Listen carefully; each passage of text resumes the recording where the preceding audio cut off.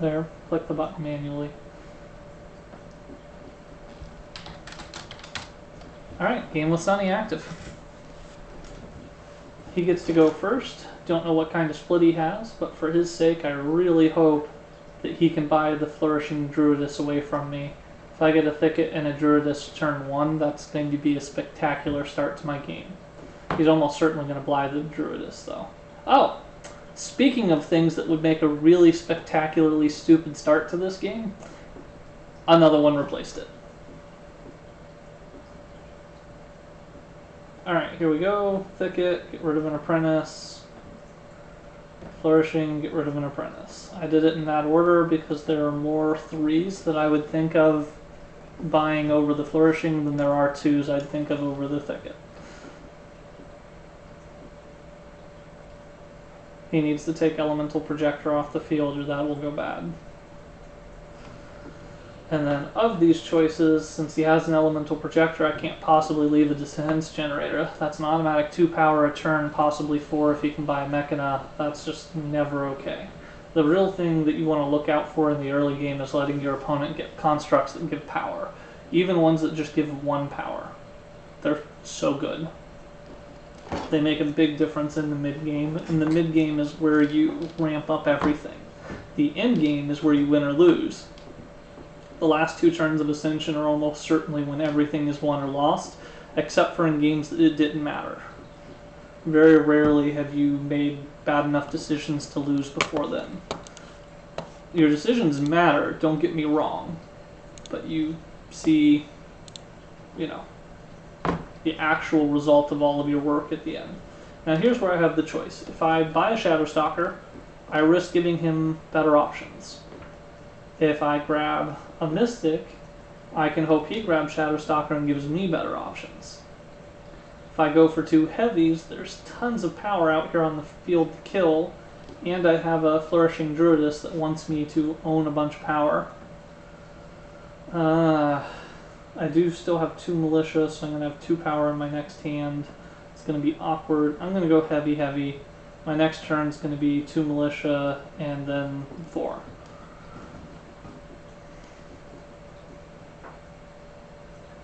I bet you I get a BAM in my deck. BAM! It's in your deck. Yep. Alright, sadly I'm 1 off of being able to buy the Hadron. My normal choice here is to grab 2 heavy, but the Hadron is so good that I'm debating buying 1 Mystic instead. I'm going to stick with my first gut because there are draw card monsters out here, and I can potentially get to it that way. Now looking at this hand, I am not going to be able to get to it off of this hand, especially since it's already gone. Oh, this is dangerous. Well, I don't want to draw cards, there's no point. I would rather get rid of one of these Apprentices and do nothing else with this hand. I don't have a big enough hand to draw off of. And his only instant kill card can only kill a 3. See? Told you. What I'd really like is for my Thicket Familiar to hit on my Flourishing Druidess. Both because I don't want it to miss the shuffle. If I draw a card and it's not that card, I'm going to shuffle immediately and it won't hit the next shuffle at all. I won't see my Flourishing except for 1 time in the next 5 hands. I'm mildly considering not drawing at all, but there's also a chance that I draw a heavy and I can draw 2 more off of the Terrorizing. It's definitely not worth wasting the draw. But I consider it. Most people don't consider it. I bet you I get a Uke too. Maybe not, because there's a Uke Outcast on the field. He might be afraid of giving me 2 Gremlins right before I have a chance to buy an Outcast. And he should be afraid of that, because that is a terrifying idea. He should put that in the discard pile if he's paying attention. And Sonny always pays attention. He's one of the few people that will make a call like that. See? He let it go rather than risk giving me that advantage. Hey, I did get my Flourishing, just like I said. Cool. Well, Uke Outcast for sure. And there's nothing else I can do here except for take a heavy.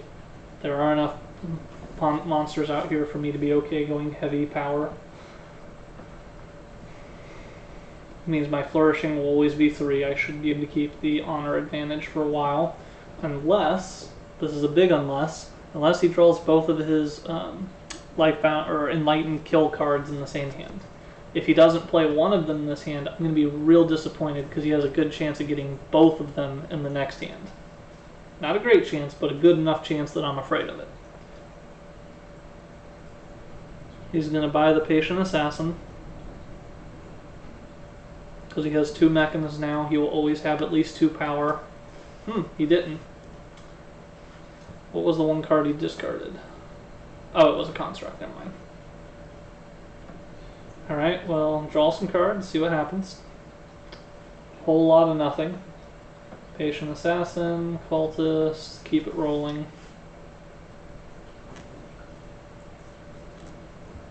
He's got a significantly better buying deck than I do, so I'm going to get rid of Cetra with my Banished Center.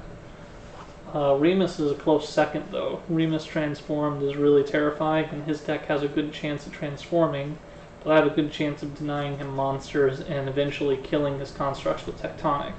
I just have to beat him to it. So here's hoping that I get some power off of this. I didn't, so here's hoping a Mechana card flips out to replace this. Still didn't, but at least I can get rid of this BAM tribe. And now I can banish the things I don't want to see. I don't want to see Remus, I don't want to see Whirlwind. He's not allowed to have an elemental. Keen-Eyed, get rid of an Apprentice. And you know what? This game is not going my way particularly well. I'm going to give myself the Uke and hope for the Uke Outcast with the Uke tribe. Not a spectacular chance. I've got my starters mostly gone, but I have fluff in the way of it.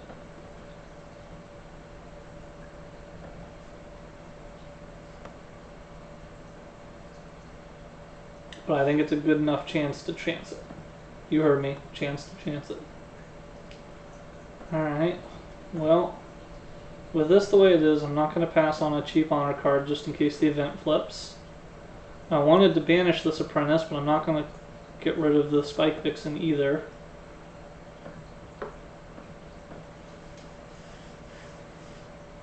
I'd rather have an Apprentice and a Spike Vixen than just neither, and let him have the other Spike. He needs to kill Tectonic Thrasher right now to protect his own constructs, or his whole game will go downhill. Protect yourself, Tectonic, Tectonic. I mean, he could try to keep me from getting a Wailing, which will let me transform my stuff, or help him transform his stuff, and let me potentially get my Uke together, which I have 9 cards left and I haven't drawn either Uke yet, so my chances are going way up. No, he did it right. Good man. Sonny is no stupid. Good news is I have 5 power, so I'm going to get this big banish myself. I also have 5 buying power, so I have to decide, do I want Todd or do I want the Laboratory? Leaving the Laboratory is potentially an extra 4 points off of Watchtower, so I don't think I can leave the Laboratory. Keen is always going to be at least 1, it's never going to be different. Cetra can't take it any cheaper. There aren't any better ones for my deck. So let's banish 2 of the things in my discard pile. At this point in my life, it's all about getting rid of Apprentices. Militia helped me push to bigger monsters. The game needs to end before Sonny can put his power down. His deck has way more power than mine. Oh, I have very good news for myself. I haven't seen either of my Ukes yet, and there's only 4 cards left in deck. So, as long as I don't kill anything that makes me draw cards, I'm in good shape. He should kill the Tectonic Thrasher with that, assuming he doesn't have a bunch of power left in hand. He should also hand me the Nom, because he already proved he doesn't have power in hand by getting rid of Tectonic.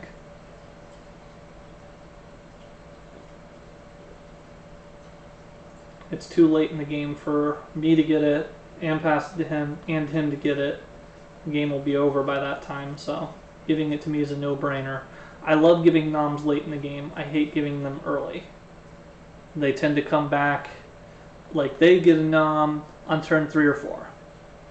Oh no, Whatever are they going to do? They're only able to buy a 3 or 4 cost card anyway, no big deal. However, when I get that nom on turn 3 or 4, and then I draw it on 7 or 8, it's a mid-game turn, it's the 5-6 buys and the 4 and 5 powers that I really need my turn to matter, and I don't get it. Then I give it back to them, they get it turn 11, it hurts them about the same as my turn 8, comes back to me if the game's gone long enough, I get hit again at an even more crucial time. Alright, well, this sucks. The only thing I can do is kill this sower for a solid 5 spot. No event change, so Bam does nothing. And now I get to prove my uke was not a mistake.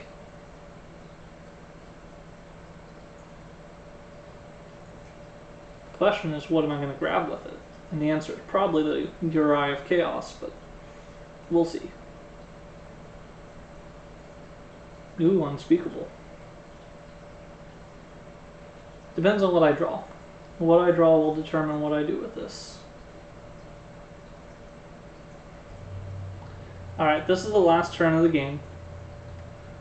So I don't have to worry about him having another turn. What I'm going to get rid of are the things that I'm definitely not going to interact with.